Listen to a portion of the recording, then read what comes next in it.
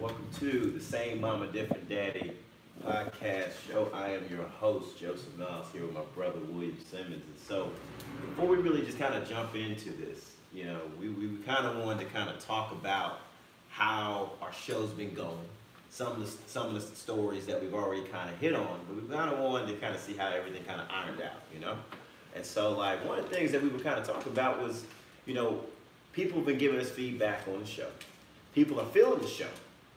But, we want to make sure that people understand what we're trying to do with this show. You know what I'm saying? So, like I don't know if people are familiar with the Source Awards back in the 90s. Remember when my man Suge got up there? You know what I'm saying? Suge got up there straight beast mode on them things, man. Suge was straight up like, hey, look, man, if you're looking for a show that's going to be basically give you the same content, same videos, you know what I'm saying? But you know what I'm saying? But if you want something real, you better come check out Same Mama Different Daddy. You know what I'm saying? 'Cause like you know what I'm saying? Got people dancing in shows and stuff like that, dancing around topics, not coming with that real. And Same old lame black Twitter. Absolutely. It's not that we hating on black Twitter, but we're trying to hit some different angles. No, exactly. Shout out to my man Lil Yoda, man. Shout out to my man Curtis, man. But check me out though, I mean, we really want to talk about this, right? So, over the course of what we've done, five episodes? This is our fifth episode. So it's number 6. This is our 6th episode. Yeah. So far, what we talked about was we went ahead. We talked about cancel culture. We did. When did we talk about cancel culture? Shoot, man, I think that cancel culture was our first episode. Okay, because it's like they playing catch up on that. But I know we ain't big yet, but that's one thing we're going to do. We're going to know how to get first. Exactly. Because the way we're looking at it, man, in this podcast game, it's just like anything else. The money game, everything, right? I mean, there's 3 rules to this thing. Mm-hmm. You can either be A, first, B, you can cheat, or C, you can be smart. Mm-hmm. And the thing is, we already agree we ain't going to cheat. No cheating. You know what I'm saying? And sometimes we may be the smartest ones in the room, but it's always best to be what? First. It's always best to be first. And so when we're looking at this show, man, when we talked about cancel culture, we hit topics about my man, Governor Northam, and as we all know, that man has what?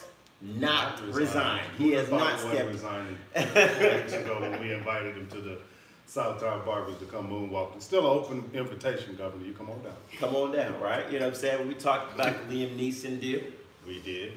I thought that was some really good content on that. But really, what we really were talking about with the cancel culture, and I think people are now starting to see the cancel culture for what it is that you're basically taking one side of the power and switching that thing over to the other side. You're really not showing any type of personal growth here. And no concept of due process. Not at all. You're basically throwing everything out. You're throwing the entire court system out until your behind is on the line. That's basically what it looks like. And I like the fact that, you're starting to see more people, jump on the mic and provide that insight versus just going with the black culture's approach of just simply saying, hey, you know what, cancel culture, if you do something wrong, then we're eliminating you. Because we know that ain't right.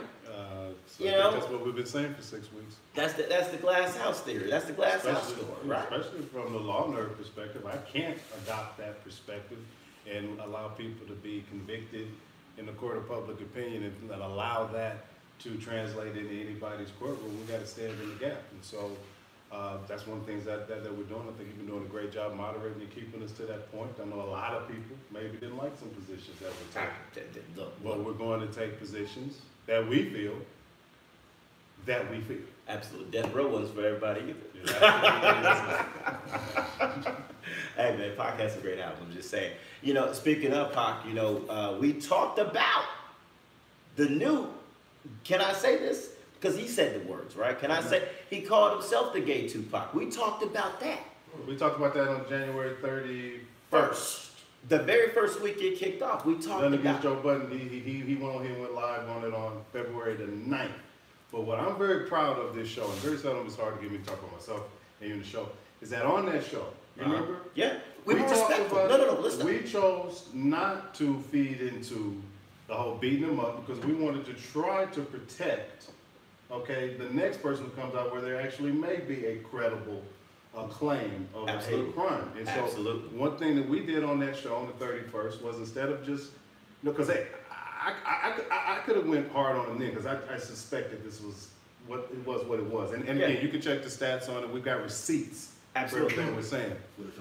That being said, we chose to actually bring somebody from the community. Yeah, shout out to Harold, frat brother, Harold, for that, A5A. Yeah. and have an actual engaging conversation about other things to make sure that we didn't allow ourselves to pile on at that time. And I just think that that's something that more people could point to, and and I just think I think it was a great idea that you had, man.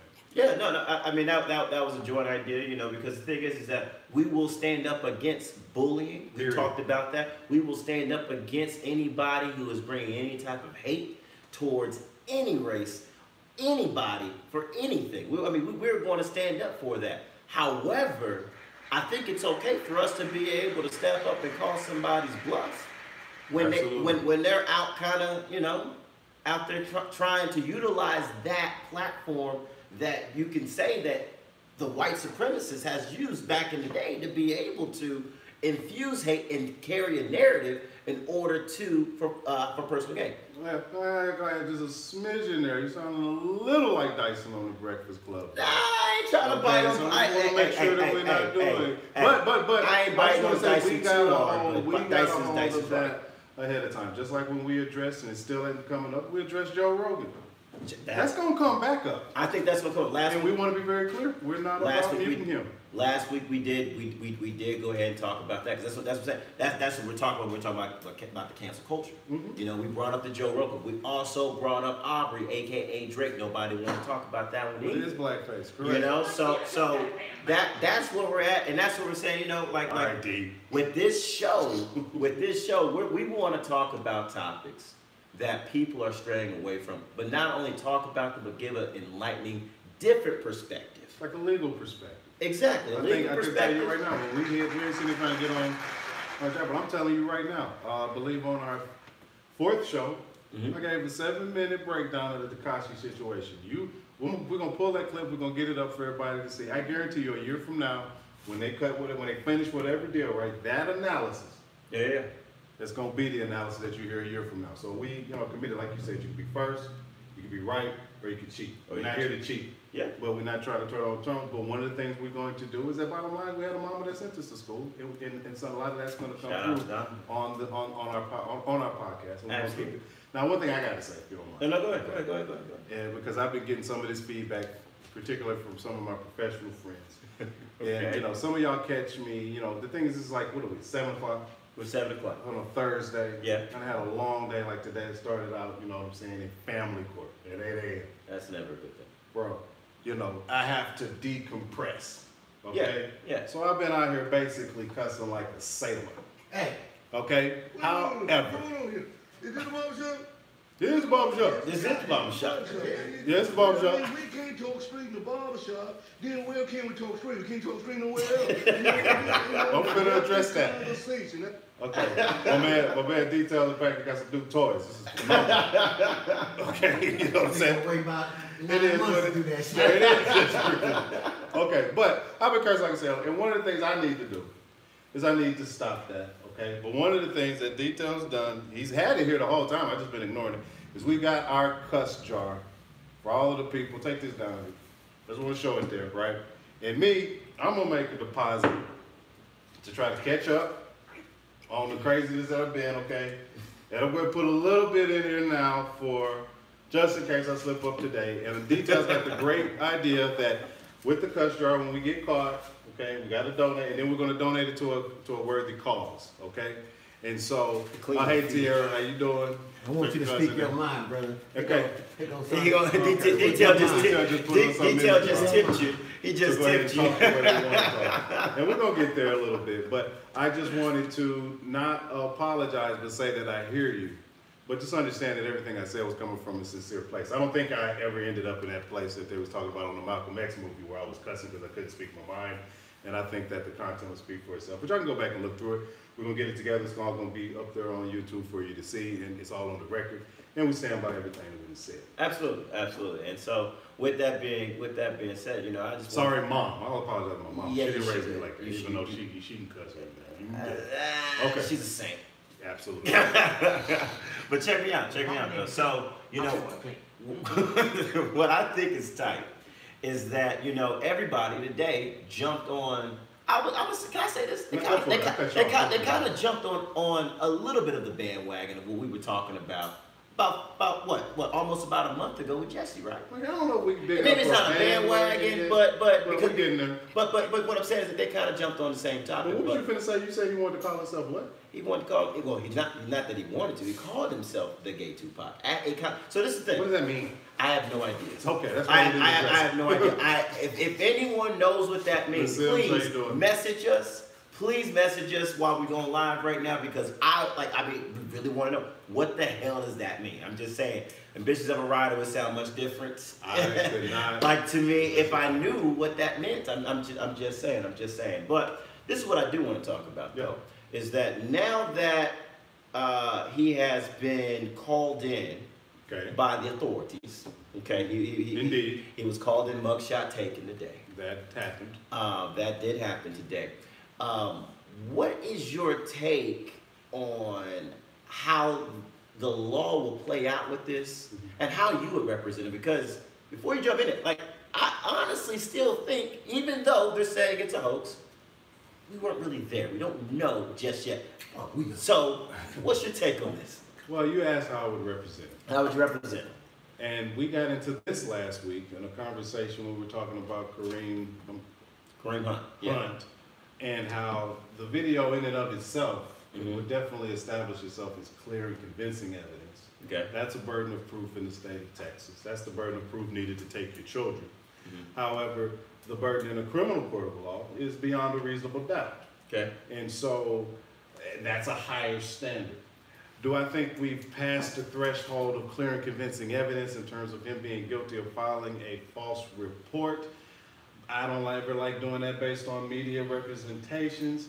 I most certainly take some issue with this district attorney trying the case in public. The only way I can look at that is an effort to taint the potential jury pool. So I think she's very close to, being out of bounds, but I'm not going to say she's out of bounds because he chose to use it. I'm talking about the district attorney out there who gave this press conference. But I think we're there with clear and convincing. Close. But in terms of beyond a reasonable doubt, again, based on the kind of the preface you were given, is there some reasonable doubt as to whether or not he staged the hoax? And before y'all want to get crazy, first of all, I'm a law nerd, and when I'm not saying he's being bullied. I think he's taking some solid things on the chin here. But that being said, I'm always going to stand up, even when I kind of sense the bullying. Okay, you understand what I'm saying? And so the issue here is particularly relates to whether or not whether or not it's beyond a reasonable doubt. And the question is it beyond a reasonable doubt that he could have people on his team, okay? Whether or not he could have people on his team, and whether or not he could sit up here and actually, I apologize for that. Got a phone call in there. For that delay. We apologize for that delay in our show. Hopefully the people could get back. But specifically, okay, let me start us back up. We're basically talking about Jesse Smalley. Okay, and we're basically talking about whether or not we think that we can, just got a phone call over my show, right? And they know that I use part of this on my feed from my phone. I don't know if they know that, but I'm just asking to not be rude if not necessary, okay? But anyway, okay, we'll edit this out, by the way. Okay. That being said, okay, we're back. And the bottom line on Jesse Smollett, I believe that we've gotten to a place of clear and convincing evidence. That's a standard of proof, a burden of proof that's beneath beyond a reasonable doubt. My question is it possible that he has some haters on his team who set him up? Who writes checks in 2019? People pay rent. But my question is, I would need to know, did these people, especially given that supposedly one of them was a personal trainer, I would need to know whether or not, he is able to, I would need to know whether or not they had access to his checkbook when they were at his house. Did he leave it out? It's possible. Okay. By the way, is it likely? No. No. not based on everything, but it's possible. And let's say they got a hold of his checkbook and wrote a check to themselves. One thing that he didn't do, and that's one of the reasons why I was kind of suspicious of this from day one. Yeah. He never came out and said that he thought that they were all white. He never said them. He never said that. He never said that. He described their hats. He was telling on himself. Yeah, hats. Now, was that his intention to convey that they were probably white people? I think we're beyond clear and convincing evidence on that. Yes. That being said, do I think that he is able to? Is it beyond the pale for them, particularly to Nigerians, to be on the team to head on and to kind of come up with this themselves? Right? Is that beyond the pale? No, it's not. But maybe. I mean, it's unlikely. Let me be clear. Unlikely. It's not. Anything is possible. That's correct. Anything is possible. But I want to dial it back real quick. So you first went ahead and talked about the DA. Right? You said that the DA may have been out of bounds in her approach in making this narrative public. What about Jesse going on ABC and sitting with Sister Roberts? That was completely and silly. Having the story and look, like I said, we don't know exactly what transpired. Yeah. But what we do know is that there's some speculation, there's a possibility that this was a hoax. And him going on live TV, portraying the victim, pretend, like showing, hey, I was hurt, I fought back, I'm trying to be this martyr. Which might still be true. Might still be true. But you cannot say. But he tried to like I said, me not being in your position, when you bring up the DA going in front of the cameras and speaking her narrative, I think you gotta kind of maybe possibly combat that with, hey, Jesse was on TV and gave and this was not a random, like he's on the street and they ran up on him like hits from the street. Shout out, he was one of the first to ever do this. You want to talk about it, man? But I'm just hits get any he love? Gets no love, bro. By the way, we pull our ghetto cards right now. Most people don't even know hits from the streets. That is true. I don't remember nobody doing it before hits. I was gonna say like no, he was the original troll. Shout out to Hits, man. I don't know. But what I'm saying is that it wasn't a situation like that. He showed up, had the interview, had the sit down interview, He did. had the cloth chairs and everything played. I'm did. just saying. And gave an interview about absolutely nothing. And Robin Roberts, as a journalist, I understand her being a member of the community and again not wanting to, and there I'm talking about the LGBTQ community. I can understand her maybe not wanting to, but it was 5 minutes of absolutely nothing. If I was his attorney, I would have advised against that. And quite frankly, if he would have insisted, I would have simply done what good attorneys do, be like, okay, well, I'm going to withdraw from your case. I won't, because you do set yourself up to be tried in the press when you want to behave in that fashion. But I just, a couple of more points I would just make with the Smallhead thing is that, let me get nerdy. Go ahead. One thing about mens rea, one thing about any crime, okay, specifically, is that if you have a crime, there has to be a thing that we call concurrence, okay? I may be pronouncing that wrong, right? And that means that all of the elements of the crime have to converge at the same time, okay? Yeah. So the question is that even if this was designed to be a hoax, or by the way, we don't know that it wasn't designed to be a video shoot, kind of like the This Is America thing, and he wanted to use it to go live. But let me be clear on this point. There's one big piece of evidence against that. People with our complexion, we don't like polar vortexes. So I doubt he would have had a video at 2 a.m. at 2 o'clock in the morning and then go. But let's say we were getting ready to go around. Let's say he had it out there and he said, you know what? They talking about 3,500, and they say, oh, we're gonna need some more. You're like, I ain't giving you jack, right? Yeah. And think about this. I'm not giving you no more than what I said I was gonna give you, right? And then they commenced to beat his ass and tried to take. Yeah. Oh, you already made a donation. You already made a donation. Then they commenced to go ahead and to beat him up, right? And then it's not beyond the pale for two black people to try to get, or particularly two Nigerians. Nothing against Nigerians, I love them, right? It's not beyond the pale for them to be like, well, you know what? We want our money. We want more money. This is MAGA country. N-word. You know what I mean? Yeah. And now the noose. That was part of the props, no question. I mean, the bleach, that was the problem. But is it insane to say that it might have went awry, Because he has yet to confess. I mean, you got this much stuff against you. You know what I mean? Is it possible that, because if it went awry in that moment, and then he's tried to say that this was a hate crime, okay? Technically, I don't think whether or not the jury would buy it depends on how well you can bring it and how much ancillary evidence one could present.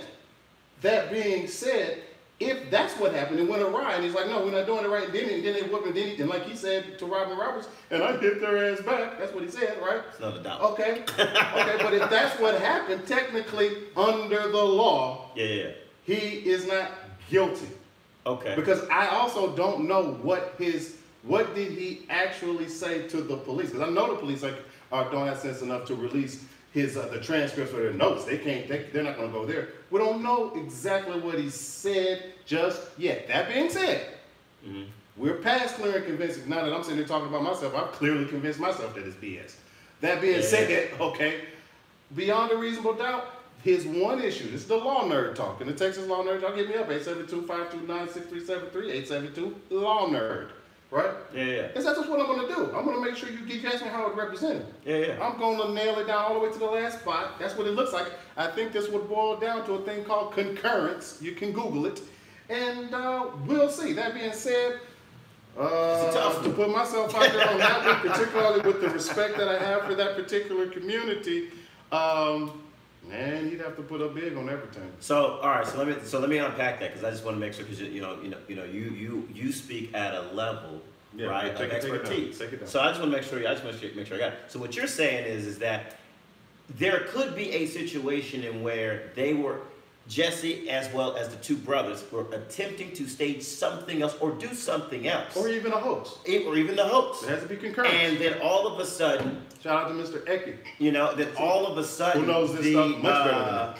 The situation switched over to where the brothers maybe demanded something more, maybe more compensation, maybe they had his checkbook, maybe they had his phone. You know, it's not hard to clone the phone if I've got access. Okay, and so that's what you're saying, is that from that situation, but that's something I'll be able to get evidence. But what you're saying is that is a possibility. Very much a possibility. Okay, so there is a possibility that a hate crime could have still technically taken place. No doubt about that. All right, well, y'all heard it here first. In fact, instead of us really kind of condemning the man without the due process that a lot of people are already wanting to go ahead and usher in now. To be clear, we're saying about 90% of, this is the thing, I'm not condemning the man, but I'm about 95% there in terms of condemning these actions. Okay, look, like I said, but I don't know, I haven't spoken anybody to him, like everybody else who got anybody taking, that stance, that kind of a platform, and utilizing it for personal gain, I have an issue with. But shout out. And he's like, what is that, brother? 34? Yeah. 35 or so, right? He's been through the game, right? He knows better. He also knows that there's plenty. Let me go here. Plenty of MAGA people who done cut him plenty of checks. Ooh. I mean, it was the Fox Network. I'm not gonna say it. Show is on Fox Network. Shout out to that. Come on, so you know better. But you know what? What you got to do though? You got to give credit to the Chicago PD though. Absolutely. You know why? Because all the murders that take place in Chicago, they were able to figure out this crime was a hoax within damn near 2 weeks. 2 weeks? Ain't taking 2 weeks. I mean, they were claiming that within 2 weeks. They knew it in January 31st when we suggested it on our show, but in an effort to protect the community. We suggested it on 31st, but in an effort to, and by the way, we weren't the only ones. That was other people on YouTube, but keep in mind, that was mainly right-wing reaction. Correct. To this, because right-wing always goes just attack it, period. Right, which is, fine. Like I said, we're independent thinkers. We don't get into any of that. But I would say they were very suspicious from the beginning. But now, I'll say this, by the way. Let me put this out here. Ain't that big a deal that he didn't want to turn over his phone, though, folks. How many of y'all, anybody, wanted your phone and you just going to turn it over? Mm-hmm. So that's not no huge. You married, right? Yeah. They just gonna turn it. Remember Tom Brady? You ain't doing it, right? Tom Brady got accused. Let me go here. Tom Brady, right? During the Deflategate, they wanted his phone. Busted the phone up. That fool busted it up, got rid of it, all of that. And I'm not gonna say that meant he was doing anything or up to anything. No. It's like, no, you don't get my phone over this. So I'm just saying that's not evidence. Correct. People are trying to say that's evidence that he was hiding something. No, that's evidence they might have been not wanting. He might be wanting to hide something else. Just like everybody else. Activity. Just like everybody else. You mind if you want to Welcome bring back now, T. you You know what I mean? Well, what's the next thing? What's the next thing on the docket? Let's you detail what you got. You want to drop some bars in this? You want to come on in? That's if you want to drop some bars, man. Nah, man, I'm just, the Jesse shit, to me, I feel like now that we know what we know, I'll put my money in. Okay. Now that we know what we know, it's a wrap, and we don't need to give it no more attention. There you go. Because he, you know, based on the evidence, and they said it. They read all his text messages. They said it. He texted old dude, said, "Hey man, I need to link up and talk to you about something. Can we speak in person?" They found. What does that mean? Okay, let me finish. You know, so then they link up. You know what I mean? They had a conversation. He tells them that the letter that was written to Fox. I don't know if y'all familiar with that part. Yeah. You know, that didn't get a big enough attention. Yeah. And so he was interested in staging an attack. He laid out the whole plan according to the evidence in his phone. To me, as far as the phone is concerned, if you felt that strongly about being attacked, and then like he didn't just get attacked on one level, he took it to the max. He was attacked for being black. He was attacked for being gay. You know what I'm saying? And he was attacked for on the subway at 2 o'clock in the morning. You know what I mean? Watching cars. So it was something open at 2 too. No, this was or being maybe that not representing the MAGA culture. True. So, and so many people got behind him, and I think as we all should, we should always get behind the victim in the event that they are right. You know what I'm saying? Until proven otherwise. Did I find it fishy? Fuck yeah. You know what I'm saying? It just didn't make no sense. To me, this sounded like what happens when an actor decides to write a script. Yeah. You know what I'm saying? It was totally bogus. There was so many holes in it. He didn't prepare for nothing. You know, the moment he said, I was on the phone with my manager or whoever it was, your phone is evidence. Don't you want to prove what you just said? I can't disagree with what you just said in terms of it being evidence. All I was suggesting was a knee-jerk reaction to. In other words, this is another one like this is kind of like, I'm gonna start calling them Tekashi moments, where you're out here playing, but everybody else ain't playing. Yeah. So you're sitting up here, okay, you went into the police, and like you said, we can give a shout out to Chicago PD. I have no problem with a big shout out to Chicago PD. There's no point in giving Chicago PD that was justice for doing their job. You know what I'm saying? People are giving them shit because, you know, but they have nothing to gain in this situation. They're just doing it. It's not like they were the ones that attacked him. You know what I mean? So Chicago PD, do your job. And then whenever it's a hate crime, it's fed. So it's not just local no more. Now it's... Well, it could be fed. It don't have to be. Well, the Fed showed up. You know what I'm saying? They put 12 to 17 investigators on this case. Yeah. So, I mean, they got everything from him linking up with him, setting up the plan. They got the Uber information, the login. They got the taxi that they caught. They got the footage of these boys in a beauty supply store. First of all, that was the most ridiculous shit because they bought everything in one store. That was it. Yeah, everything, the rope, the gloves, the mask, the red hat, all in one place. You know what I mean? But check this out though. I think you said something brilliant here because like that's what we were talking about going back to. We were talking about being first with this cancel culture, right? So this goes back to something you said. I'm about to bite. I'm about to goony Google this. So please edit me on this if I step out of bounds. But remember we talked about the R. Kelly thing, right? Where it's about people who have their story. They have every right to have their story told. Absolutely. Now, the second part of that is, do we have to believe it, right? And I think that's where we're at with the cancel culture, right? Or the Me Too movement and all the movements that are taking place. It's once someone gets a mic, they feel that, hey, I can drop these bars and get these bars off me, and whatever I say, if it's allegation or implicating someone else, then that's the truth, and people run with it. You know what I'm saying? Because the way social media is set up now, we've already talked about this, which is what? You are it's supposed to be you're innocent until proven guilty, but no, you're guilty until you're not guilty, or really till death, really, because everything tags up itself online now. So, you know, anything that you're implicated or have allegations about, people can research, and you have to go ahead and talk about it. And so that's what we're looking at, where we're like, you know, do we really want to have this whole movement of cancel culture where we're trying to take everyone's platform away because of every you get what I'm saying? Because this is insulated. No, what I'm saying is people will try to use this correct as like, see, they be making up, but to me that's not what this is. Well, see, what I'm saying is that anyone who does, to me, it's a different looking for you got a whole different agenda if you want to try to use this. No.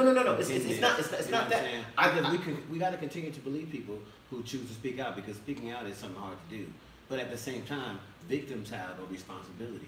You know what I'm saying? And to be what? To be truthful. And to me, when you are truthful, you can be asked 1,000,000 times, and you are ready to tell it and tell it and tell it and tell it again. Which he's still doing. No, he has not. He got on. Or is he not? Didn't go well. He got on ABC or whatever it was and did that interview, which was what, a week or so ago. That was like a week ago. Yeah, maybe. Yeah, damn, this week. But since then, the moment the boys got arrested and released, we have not heard one word from this man. Okay, well, that's because he got smart. But let me ask you this. No, he didn't get smart. He got scared. No, he didn't get smart. No, he hasn't got smart.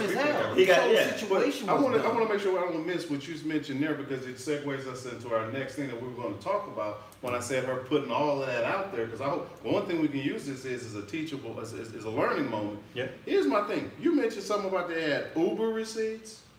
Yeah, everything. They had Uber, all of this. Now, we don't know whether or not this was provided to the officers or to them. You said the FBI got called in. We don't know if this was provided by those two gentlemen, who, by the way, we do know. Let me finish. We don't know. We do know. No, they said it already. They said it. They put it out today. Who said it? On the news. His prosecutor. The news? The prosecutor. The prosecutor. Yeah. Could that be, look, here's what I'm going with this, right? How much, because here's the thing, you do know that all your stuff's cataloged. They already got access to your phone. They already did listen to everything on your phone. They already knew what was going on. The issue is that they can't go live with what they're doing, because if they don't have the warrants, or if they don't want to spook people, they don't have those issues. Okay, my question is, did any of that information today, did any of that information strike you as at all suspicious of whether or not there was some surveillance perhaps taking place that was not authorized? I don't know. Does it matter? And that's the question. I don't know the answer to that. What I do know is your privacy. Does it matter? In the text messages, it shows that he discussed there being a camera, but unbeknownst to him, No, I'm talking about the government already having the access. They already got your stuff. They already had. So I'm just asking you. I'm just asking you. Are you okay with that? Of course, I'm not okay with it. Who's okay with it? Because the prosecutor. I'm just saying that then, in the prosecutor putting it out today. My question is, when I say going over the line a bit, his bail is whether or not there was something, and that, without question, would be excessive on this particular offense. If it's $100,000, it's always going to be excessive when it's a black person. Continue. Not in Bexar County, Texas, and that's where I practice. That's what I'll say. Shout out to the Bexar County Judiciary, both the pre and post election. Bexar County Judiciary. Texas. No, I said Bexar County. I'm only speaking for Bexar County. I'll speak for Bexar County, and I'll speak for Guadalupe, and I'll speak for Kerrville. When I see it, I'll call it out. I haven't. That's all I'll say about that. Okay. Good. Okay. All right. Okay. But we're okay with the phone thing. The privacy part. I mean, I think I'm in detail on this. Listen, In the sense of this, I'm with you on the look like a duck, quack like a duck. That motherfucker is a duck. But he is not guilty. He's extra guilty. But the privacy. I mean, there's really nothing we can do about the privacy deal with our phones. That's 100% true. No. We could. Let's take that back. No. Take that back. We could demand that this stuff stop. Okay. Mass surveillance, right? But we don't. And like I said, I just thought, like we were talking about that for a show topic. We can still do it, right? Mm-hmm. Because the law nerd, right, has actually read, right, page to page, the Facebook user agreement. Mm-hmm. I've read You right? got too much time in your hand, bro. It is what it is. You know what I mean? It's gonna teach me. Right? I've read them all, right? And y'all be shocked at what we voluntarily, that was my next statement. Or give away. It is against, which is fine. I think it's against law. But every time you log in and get on their Instagram or anytime get on their YouTube or whatever it is that or social media platform, they have an agreement that's 1,000,000 words long. And nobody, probably 99.9% of us, don't stop to read. Not 1 second of that. Let me ask you this. We just hit accept. Yes. And when you hit accept, what the big print give us, the small print take it away. Let's take it, but let's take it a little bit higher though. We're in a court case though, right? There's cases like this right now. We're in a court case, right? And does it matter that these big platforms know you're not reading it? And put all this stuff in there. In other words, if it's contractual. Is it predatory? No. That's a good word. It's not a bad word. But the question is, was there ever a meeting of the minds on this stuff? If you as Facebook, was there ever a meeting of the minds? That's legal terms, right? Was there ever a meeting of the minds if I, as Facebook, if I know you weren't going to read it? No. Well. But that's kind of that's very nerdy. But you still collect accept.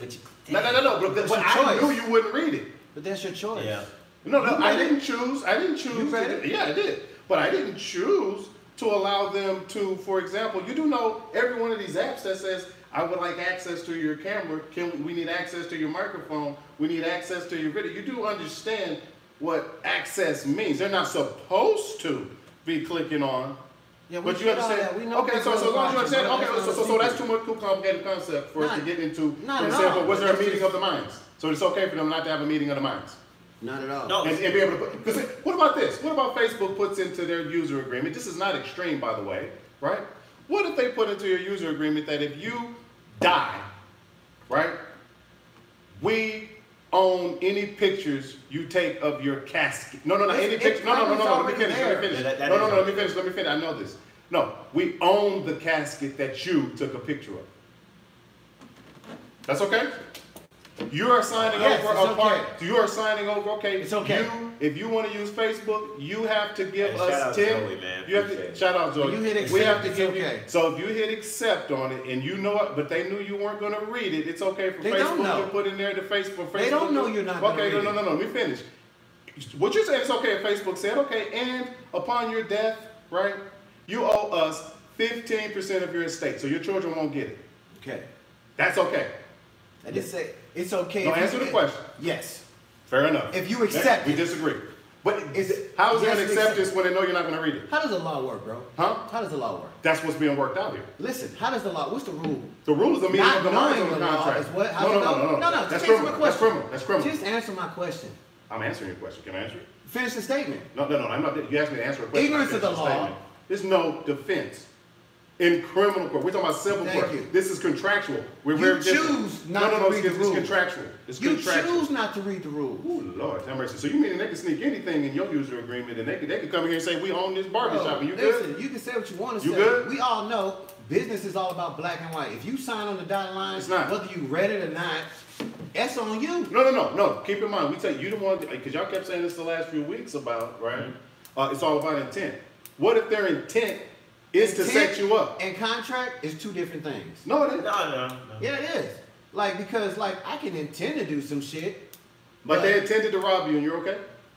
But they gave me the opportunity to stop them from robbing me by reading this shit and be like, oh, you finna rob me. No. Okay. Well, if I opt out, I tell you if what. I opt out, when they get caught, we just had all of those. I know you do. I know you do. And this is one of the tricks of the billionaires. And at the end of the day, y'all would be the type of jurors that they want on their jury. No. Good job. What Dean said. I didn't say it's right or wrong, bro. I'm just saying what it is. He didn't say what they're doing is right. What he's saying is if they gave me the paperwork to read it. I think that was Detail that said, does a wrong make a right? No.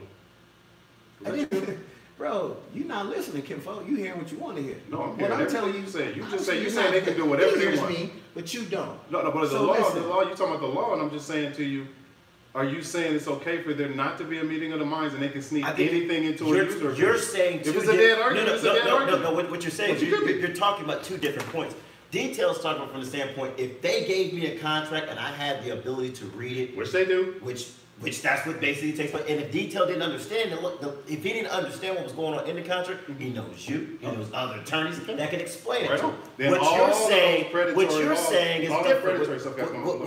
What you're saying is it right for them to even put that in the paperwork itself?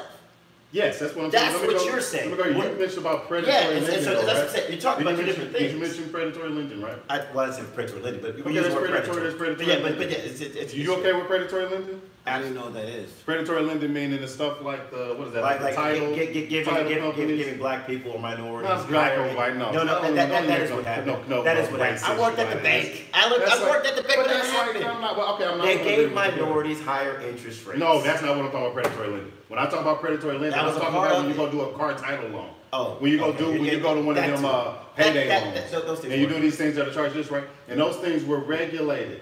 Those things there was some pushback on that saying, now look, all of those people had contracts and all of those companies said the exact same thing y'all are saying. And I want to be clear, just make sure we put this in the hashtag, all right, we had a conversation about predatory lending. For all of my lefties that want to start tripping with me about other things I got to say. Okay, here's the thing. They had all of that was laid out then, okay? And they still said this is wrong, and they chose to regulate it and push back on that. Some states did a better job than others. I think Texas gets it just about right. I'm gonna get a lot of pushback on that. I mean, they're still pushing 25%. Okay, but my point is, we're talking about 25%. It could be up to 400 or 500% in certain situations. That being said, we chose to regulate. But what y'all are saying is, Facebook, Google, iPhone, off limits because they give you a button you can press. That's not what he's saying. That's not what he's saying. That's what he said. That's what I'm that I'm not putting in detail. All three of us are agreeing. What you're saying is absolutely right. Is it wrong for them to do that? Yes. Now, since they're doing it, what Detail's saying is that you have the opportunity to still say decline if you read it and if you don't want to agree. That's what he's saying. The same argument they made. That's what he's saying. It's the same argument that the predatory lenders made in court when they lost based on the fact that they knew there was not a meeting of the minds. I agree with what you're saying. When is there ever a meeting of the minds when they're trying to take advantage of any group of people? Well, see, that's the thing. But that's the thing. That's kind of what I was getting at. I just didn't say it as well as you did just now. That's why I thought it was kind of like. But you're okay with it? No, he's not okay with that. Bro. No, he's not okay with that. That's what I'm saying. He's not saying he's okay with that. But you trying to be facetious? Like what? No, bro. What I'm saying is that I'm saying there could be a movement against saying, y'all need to quit putting all of this ridiculousness. Okay. Matter of fact, let me quote the Senator John Kennedy from Louisiana when he told him he got in trouble because he said, "Here's what you need to do." I kind of like it because we go to Louisiana, we had guys like that, around the store and all this stuff. You need to go hire your 17 minutes. Okay.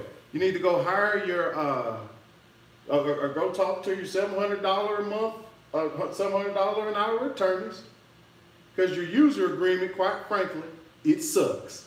And go tell them to rewrite it in English, not Swahili. Y'all jumped all over that. Missing the point that he's making, which is, because for all of y'all said that Zuckerberg got brought into congressional hearings. My thing that pissed me off is that the only reason they wanted to bring him in because they talking about these mutant conservative thought, which is ridiculous. No. You know what I mean? That's not the point here. No. And y'all let him off the hook because you made it a political thing as opposed to allowing it to be in a place of gray area and in a place of social responsibility. But when I watched that, when I observed that, and you let me know if I'm wrong, it looked like the people who were questioning Mark Zuckerberg about what was going on in Facebook, they seemed kind of misinformed. What was that? These were some of the senators that were actually on the board that were actually questioning. Okay, again, you isolating there though. I tell you what wasn't misinformed. Folks like myself and anybody else with common sense that was watching. That's what I'm saying. Watching him. Okay, I don't want to say Mark because actually I think Zuckerberg did an okay job with those hearings, based on the level of drilling that he got. See, what they need to start doing was what they used to. Now I'm gonna get real nerdy, right?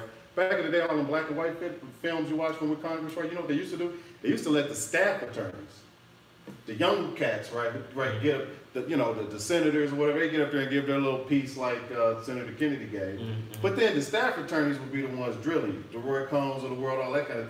That's what they should have done. But of course, now everybody wants to get their face out there. Their face out there in the plus time, and it is what it is. What you think about Monique and Steve Harvey? Brilliant.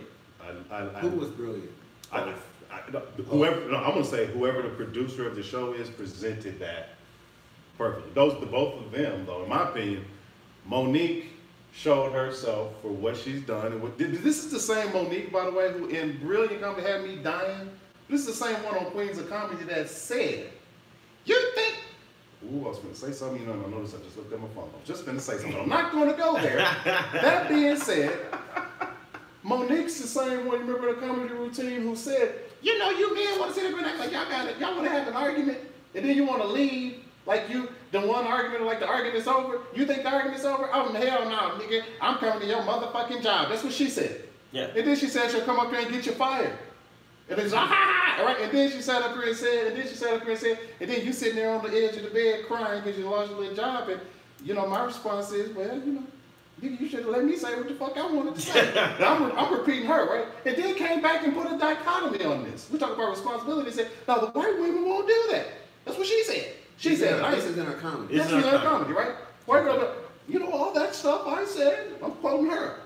I'm sorry. And I want you to go have a wonderful day at work and blah, blah, blah, because she know he need to go get that paper. That's her talking. Yeah. So now all I'm just going to put out, when you talk about Monique, I'll give her this. She stayed in character. I heard something about I don't know this, but she hit him during the break. Yeah. I know when they came back on break, she was sitting there like, we're two brothers and sisters right now, and you finna get punched in the mouth. Yeah. My question is this, do you want that? So when he's pushing back saying, this isn't, you are right. Because all she could say was, I wasn't wrong, right? Yeah. But he came back and said, you know, but there's emotion talk and business talk, okay? Money game. Money game and emotional game. I'm not going with him. I think that was a false use of the word integrity. I disagree with him on that. I'm going to keep the integrity of what I get where he was going with that. But the pushback, I'm just saying, I'm not going to let off the hook. There is a place for decorum and all this kind of thing for Monique. In terms of where Steve Harvey was coming from, I'm just going to say this. He didn't complete, his bottom line is, and by the way, you know, let's go ahead and plug the show that we're going to do here in a couple of weeks. We're going to do the 10th anniversary show. We're going to go ahead and review that book. So ladies, y'all drop some comments. You know, coming 10 years of Think Like a Man, Think Like a Woman, whatever it was. Yeah, Think Like a Man. Pretty influential. We'll have a sister on the show for that. Our sister. So I'm going to be on the show for that one. Yeah. But I'm just going to say, after watching it, though, I can also understand the Black Twitterverse still taking issue with Steve Harvey. I didn't know that dude was that toxic, though. I had no clue that they was hating on Steve like that. I had no clue. What's your take? Because I think it was. There needs to be some responsibility. Monique do need to learn how to calm her ass down. I think it was a great conversation. So. Fair enough. So, what you think? Why don't you think? Because I think it was just two people who couldn't reach an agreement, but still you can have intellectual conversation, right? And both people can technically be right in their stance.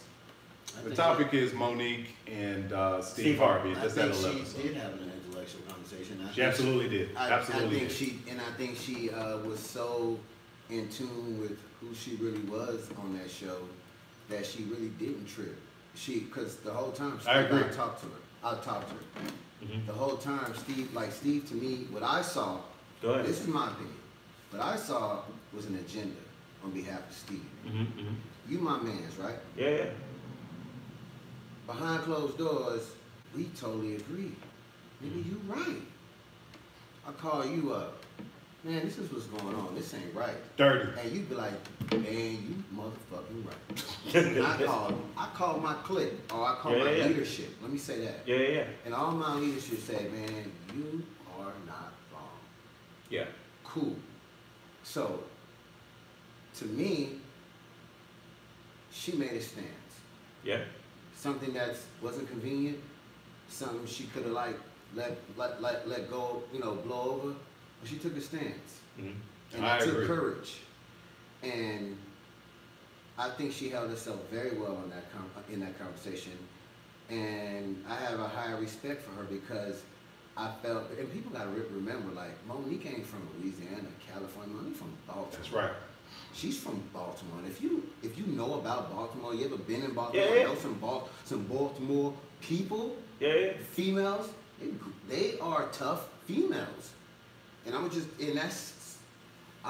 tough is an understatement. My ex-wife is via Maryland. tough cookies. And for me, she said, Steve, if you was my brother, you sit here and put me, you know, you could have called me and said all this. No, you was too busy. Yeah.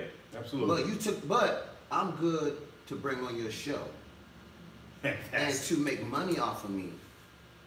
For you to sit here and have the agenda of someone else.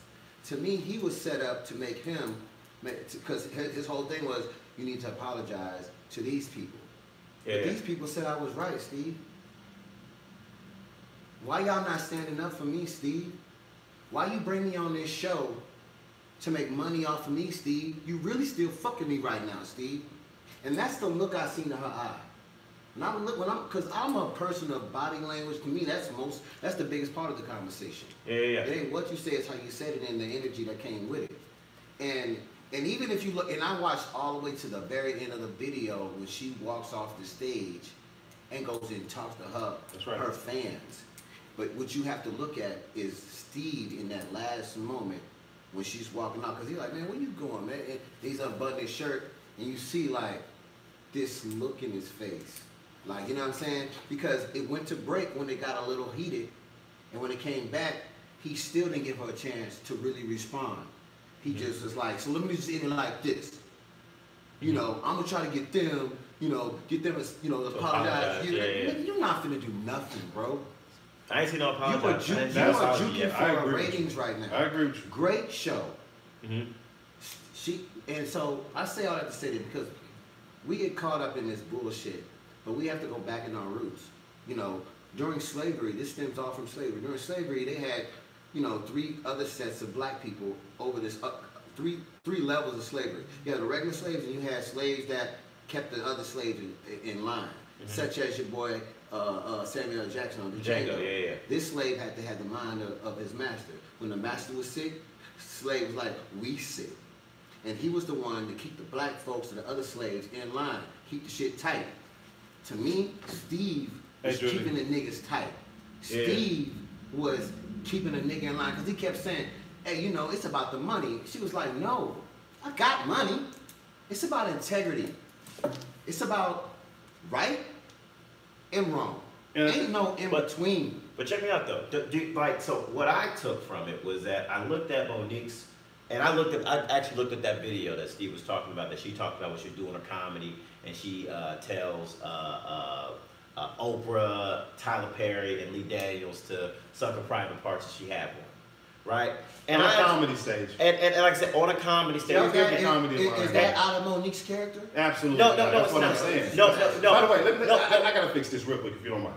That's why I gave the caricature that I was saying from that to lead into the fact, right? Just what Detail's saying, right? Even though, and look, everybody know me and Detail ain't got no problem with disagreeing when we do. I'm just clarifying on this point right here. Yeah. What I'm saying is, that's why I said I can understand the Black Twitterverse still kind of side-eyeing Steve based on that performance. I did say that before he started talking. I ain't willing to go cool. I ain't willing to go slave master. I think all of that's extreme. I really do. Look. Because but I can see him looking at him. But see, I did see it from a standpoint. I was like, has she gone about it the right way? The double murder of Sam Cooke yet? I have. Have y'all watched that? I have. Who called Sam Cooke up? Who called? So you talking about who called him up? Sammy chill out, bro. I'll let y'all have it. Sammy Davis Jr. did the same thing He did. Steve Harvey is doing. Did they play a tape for that? That's what the documentary said. Right? Y'all gotta quit trusting these documentaries. We called one of y'all. I gotta stop that, man. That's possible, man. These cats. How you know the documentary wasn't a Jesse Smollett kind of situation? To devalue the Sammy Davis catalog in an effort to buy it. We've seen that, by the way. That's not a crazy thing. We've seen that in court. Anything's possible on that, but I'm not gonna. I got to go. I'm just saying, y'all got to quit giving 100% faith to these documentaries. It's not like Sammy was telling his own story. These are people, character witnesses that knew him and lived with him. Like, why lie about that? And it's not outside of Sammy Davis Jr. Like, when I heard that, it made a lot of sense. Because I remember he was all over Nix's dick and every other white brother. That is true. You know what I'm saying? Sammy was a coon. I wouldn't say Sammy was a coon. Let's just get this out the way. Is cooning, if y'all want to go from the coon perspective, is cooning How are you not cooning for the people who's all over the Democrats' dick? How is that not cooning?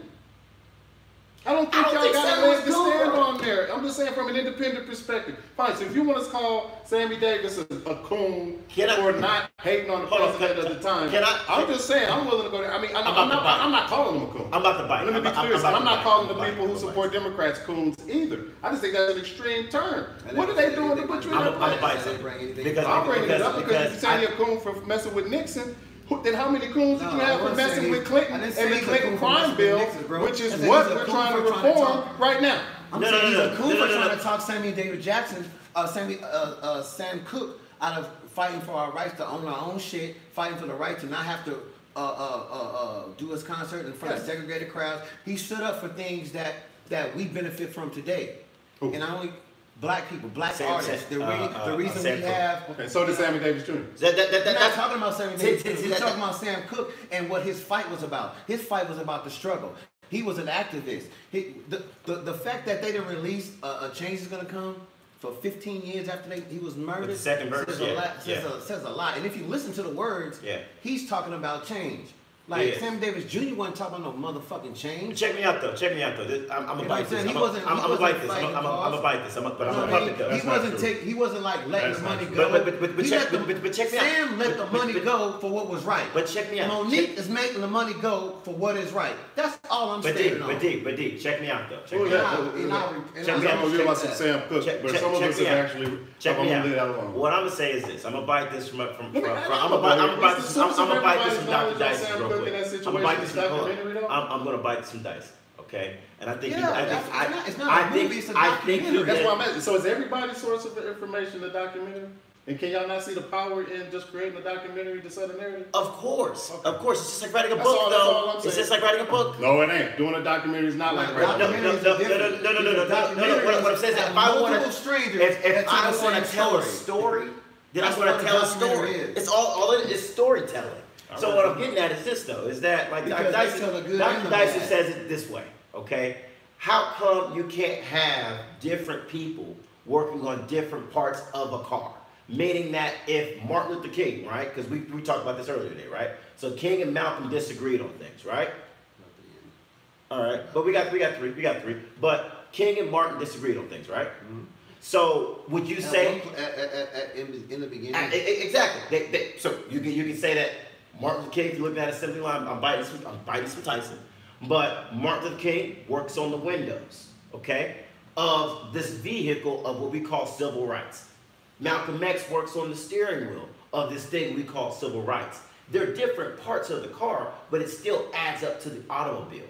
So what I'm saying is that still, even though Sam Cooke, right, even though Sam Cooke was kicking it with Malcolm, was out there in the forefront of that side of the civil rights movement, I still make the argument that Sammy Davis Jr. still did the same thing, but in a different way, even though he shined a different way. You get what I'm saying? He fought for us to be able to be on the stage with people like Sinatra. You get what I'm saying? The same way? No. Exactly. So just leave it alone. I'm going to say, just remember this. No, I'm saying exactly. I'm not saying he just remember this. Because you're saying the same thing about Monique and Steve, and I'm like, I don't think so. I think Steve operates with a different way of doing things versus Monique. Me personally, I would say that the way that Monique went about it from the stance that I've seen on social media.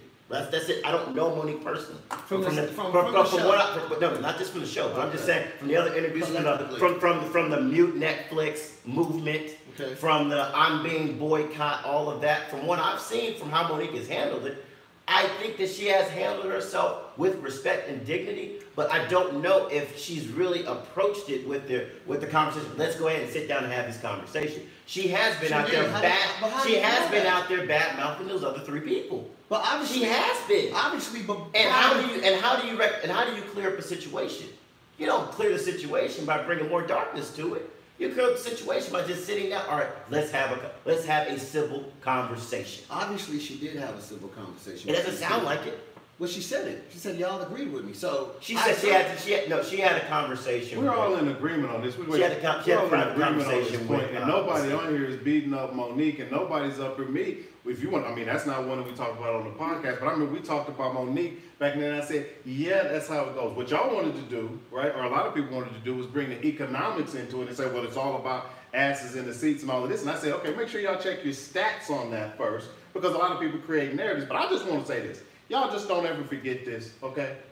If you give me enough, I remember somebody said this one time, if you give me enough film and money and time, I can make Michael Moore look like an anorexic fascist. That's what I'm saying. So y'all just need to be careful It's with all y'all about all in storytelling. beliefs. And you're all in beliefs. No, it's not that. It's not a substitute. But no, Monique, in my opinion, Monique is right. And I ain't got no problem with her cadence. Okay, well, see, you ain't been listening. If you're wondering what I'm talking about. All right, check me out. We're going to go ahead and dip on out of here, man. We've hit our hour mark on this Same I'm a Different Daddy podcast. We up in this thing every Thursday at 7 p.m. Appreciate everyone joining in. Shout out to everybody that came out to tune into the show today. Tomorrow we got my man Streets Fist Up Fridays. Yep, and Cal Jack. And Cal Jack with the sports. Numbers on, the sports show. Numbers don't. And then Yasmin and myself, we may be starting something coming up on Thursdays as well. So, and if not me, it'll definitely be her. She's going to be coming with the Black Girl Magic and everything that comes with that. So that's going to be another show that's going to be popping up here in the near future. Nice. But tune in next week. We're hitting the 10-year anniversary of Think Like a Man. We're going to kind of hit this topic from the standpoint of what Steve did, right? And what he left out on the book. And our sister Selena Milhouse is going to join the show with us. Steve as fake as his edge up and haircut. Man, look, man. I think Steve's all right in my book, man. But shout out, appreciate everybody joining in. Catch y'all later, man. All right, nerds do it better. Love you. That's